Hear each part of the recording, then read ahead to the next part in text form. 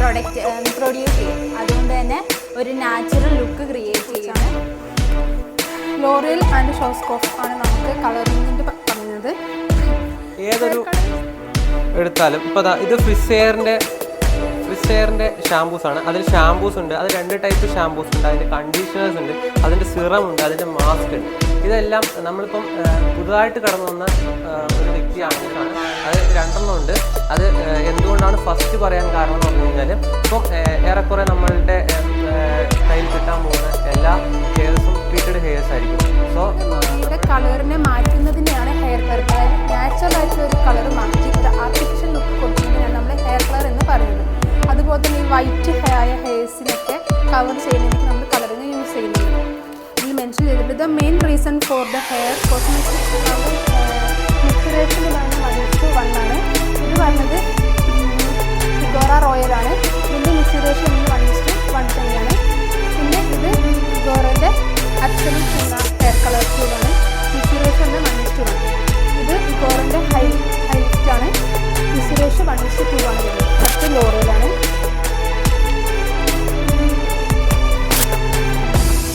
ലോറിയലാണ് വരുന്നത്. ലോറിയലിൻ്റെ ഇതിൻ്റെ റൂജ് കളറാണ് കോൺട്രാസ്റ്റ് എന്ന് പറഞ്ഞത്.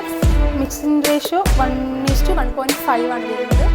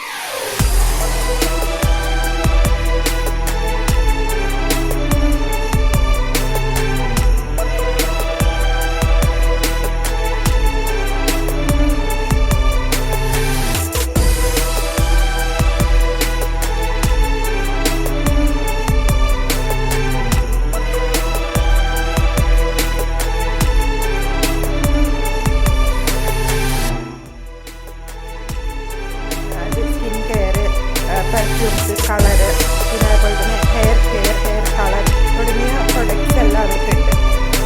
ഇന്ന് അവർക്ക് 36 ഇൻ്റർനാഷണൽ ബ്രാൻഡ്സ് നിലവിലുണ്ടെന്നാണ് അവർ അവകാശപ്പെടുന്നത്.